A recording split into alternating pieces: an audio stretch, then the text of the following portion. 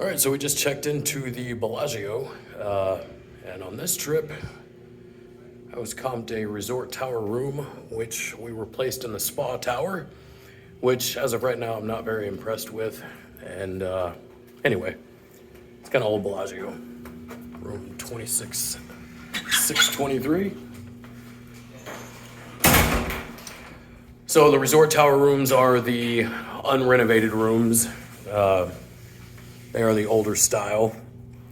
You'll notice that there's the Premier Kings that are renovated now, and I haven't been in one of those yet, but I've seen some walkthroughs, and they look like great rooms, to be honest with you. So this is the old equipment. Got your flat screen TV, got a little desk area, little seating area, nice king size bed. And we're actually facing the 15 freeway, the Rio. And actually when we got here, it was kind of raining in Vegas, which kind of rare. And I watched the forecast, and I'm not sure they were really looking for that today, but hey, I'm sure they'll take it because I'm sure they need it. This particular room has a connecting door, which I'm not a fan of. As you know, I'm in the hotel business, and it's not really something that I enjoy. Turn some lights on in here. So this is the bathroom with my fiance, who I'm actually going to be marrying in 2 days. Say hello. Hello. Her name is Andrea. She keeps telling me don't put her in these videos, but then she manages to walk into the bathroom knowing that I'm about to do this. Standard toilet. Now these rooms have a tub. The Premier Kings, or the Premier rooms, this was actually eliminated. And this room also has a closet that doesn't exist in the Premier King rooms either. The Premier King rooms, they eliminated that closet. They eliminated this stand-up shower here. And I believe, if I remember right, there's a little makeup area there now. I could be wrong on that.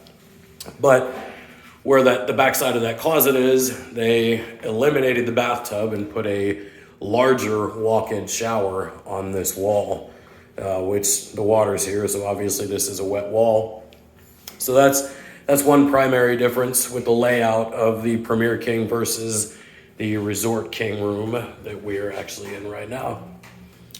So overall, it's not a bad room. I mean, it's still Bellagio, but like I said, as of right now, I'm not a huge fan of the spa tower. The elevators were a little on the jankety side, and there really weren't a whole lot of them. So it kind of took us a while, not only to walk to the spa tower from check-in, but it also took us a while to get up the elevator to our room.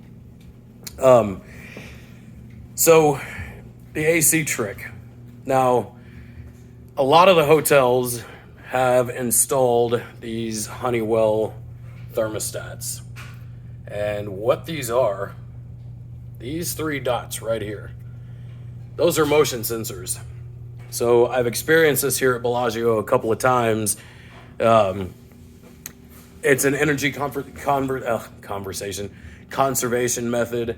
It's kind of one of those go green initiatives. But what those do is when there's not motion in the room for a certain number of hours, they will shut the compressor on that air conditioner off. And some of them also, I've also heard that they respond to the opening and closing of the door. That might actually be possible as well. So if the door's not opening or closing, or if it thinks that you're in the room, the compressor will shut off after a certain amount of time. But what I'm going to do is I'm going to show you how to override that feature. So if you're like me, you like that AC cranked down all night long, and you can do that on these thermostats, but you have to know how to do it. And how you do that is you hold down the display button, hit on off, and then push the up button. And of course, it pops up, says Lin. That means that it's basically activated. It goes into VIP mode, and that air conditioner can be turned down and it will stay down. So prior to putting that in, I could not turn it down below 65, but as you see now, it's set to 60. Anyway, so that is the Resort Tower King. in the Spa Tower at Bellagio, Las Vegas. So far, not the best experience I've had with the Bellagio, but again, it's still a Bellagio room. Speak to you guys soon.